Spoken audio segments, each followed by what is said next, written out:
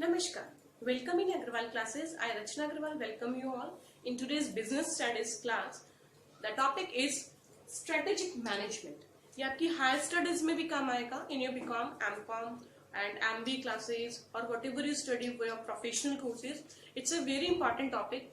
So we are going to study strategic management taking 12th as a base. This is basically जो मैंने बनाया है 12th के लिए बनाया है, but ये बहुत डिटेल्ड वीडियो होने वाला है.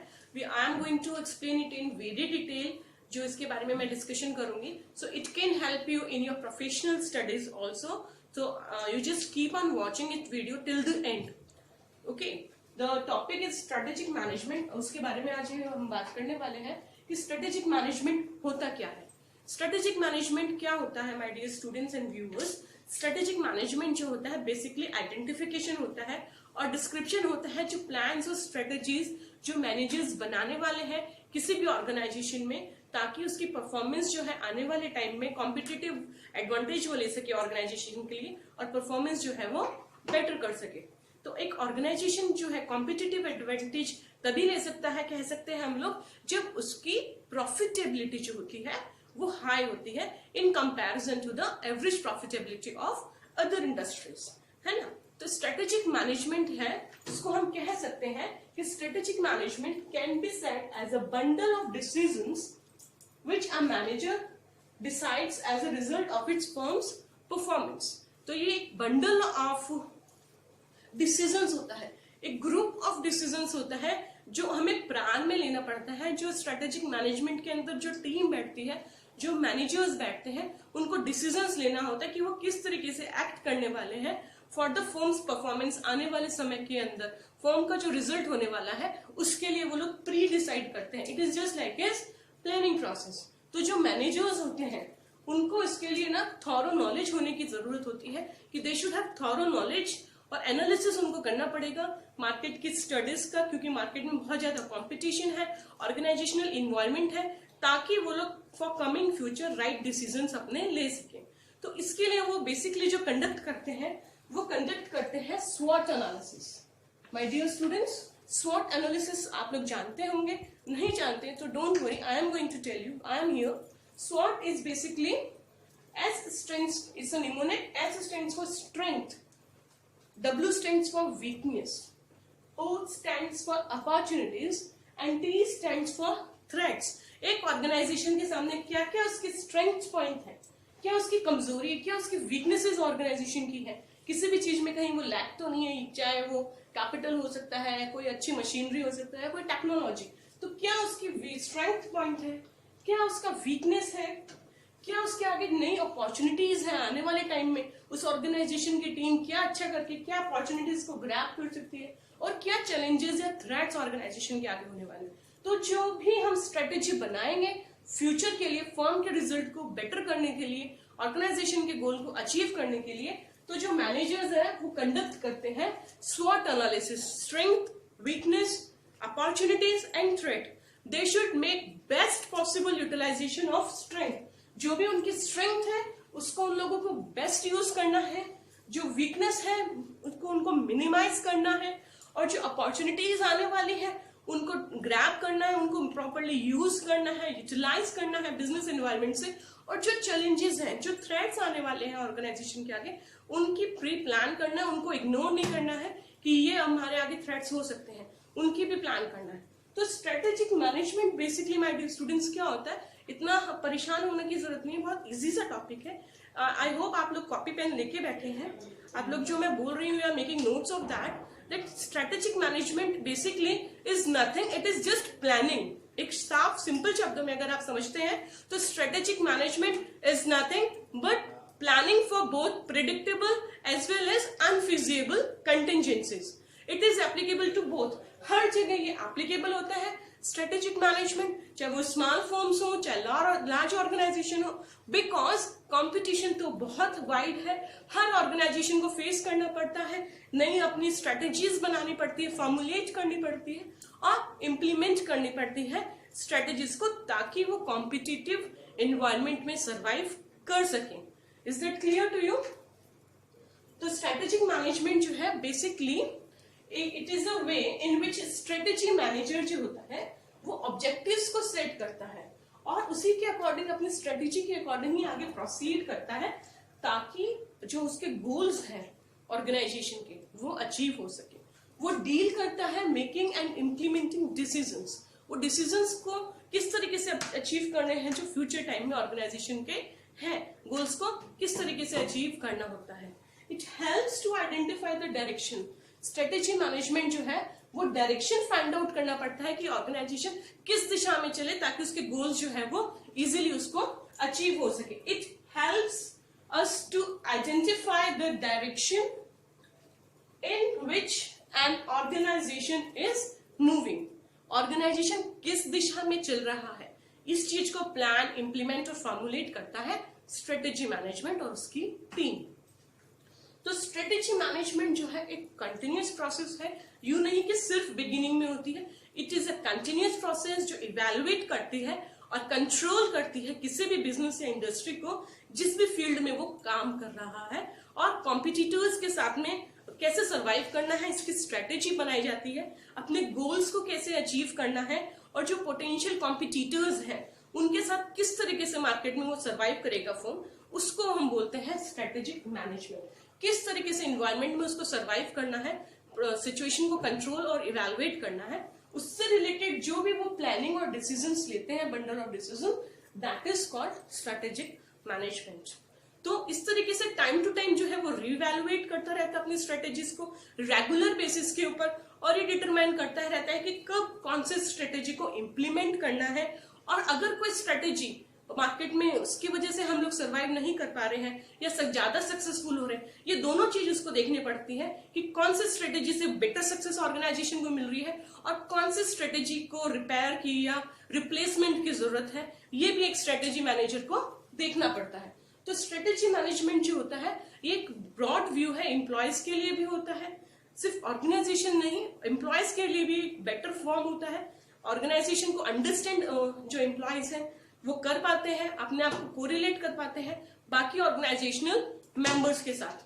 तो it is nothing but the art of managing. अगर हमारी स्ट्रेंथ हमारे एम्प्लॉयज हैं तो उनको अच्छे से मैनेज करना है, उनको ऑप्टिममली यूटिलाइज करना है कि ऑर्गेनाइजेशन के अगर स्किल्ड लेबर्स हैं तो उनकी हम लोग अच्छे से एबिलिटी ले सके ताकि बिजनेस के ऑब्जेक्टिव्स को हम अचीव कर सके। तो एम्प्लॉयज जो होते हैं अगर उनको हम लोग इन्वॉल्व करते हैं तो उनके जो ऑर्गेनाइजेशन के प्रति ट्रस्ट है वो इम्प्रूव होता है। They feel more committed, more satisfied, so that they can correlate themselves very well with each organizational activity. Organization की हर एक्टिविटी के साथ में एम्प्लॉयज अपने आप को कोरिलेट कर पाते हैं।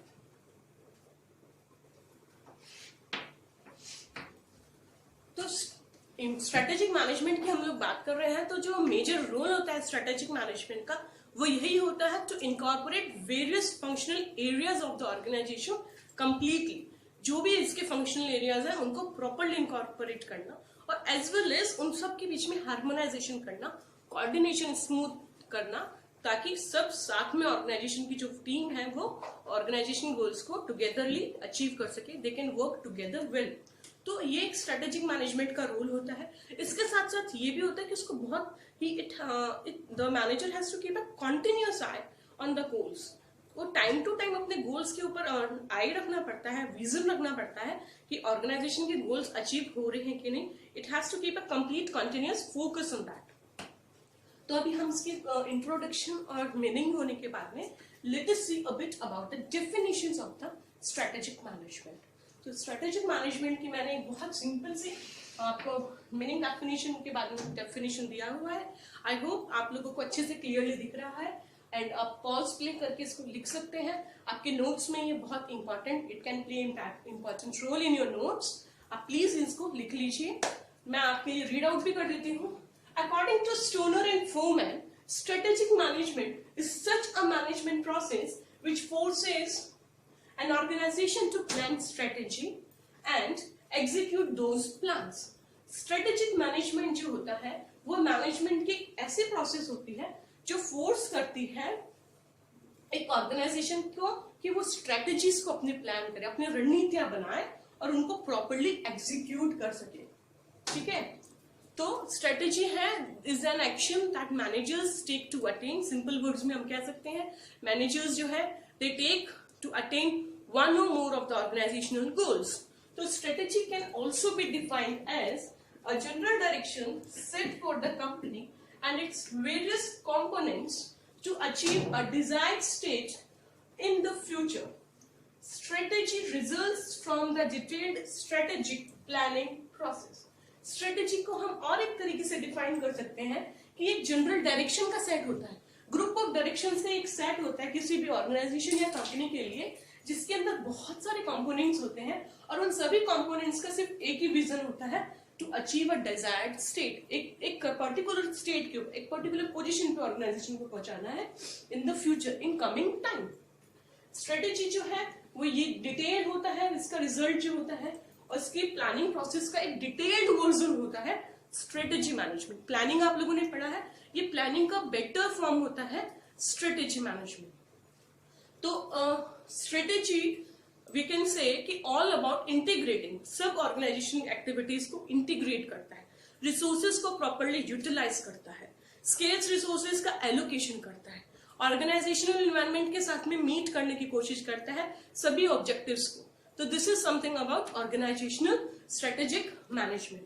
स्ट्रेटेजिक मैनेजमेंट को और भी हम किस तरीके से कह सकते हैं कि हमें हमारे गोल्स की आइडेंटिफिकेशन और नॉलेज होती है, करनी पड़ती है, और फ्यूचर की क्योंकि हम लोगों को रिस्क हम लोगों ने पढ़ा है, इवेंट्स जो होते हैं अनसर्टेन होते हैं, तो the need is to take into consideration the likely और एक्चुअल बिहेवियर ऑफ अदर्स. तो अनसर्टेनिटी की सिचुएशन में ऑर्गेनाइजेशन जो है वो किस तरीके से बिहेव करेगा, team is going to behave, वो सबको प्लान करना इज स्ट्रेटेजिक मैनेजमेंट. तो strategy is the blueprint of decisions. Blueprint आप लोगों ने देखा ना, नक्शा बनाया जाता है how to behave and react in a particular situation. It's not reactive, it is proactive actually. तो strategy is the blueprint of decisions in an organization that shows its objectives and goals and plans for achieving these goals. तो strategy management जो है एक तरीके से blueprint होता है जो आने वाले टाइम की सिचुएशंस के अकॉर्डिंग हम डिसीजंस लेने वाले होते हैं. हम मतलब यहाँ पे ऑर्गेनाइजेशन है और ये ऑब्जेक्टिव्स और गोल्स ओरिएंटेड होता है और उससे रिलेटेड प्लान्स होते हैं ताकि जो वो प्लान्स का सबका मोटिव एक ही होता है, गोल अचीव हो सके.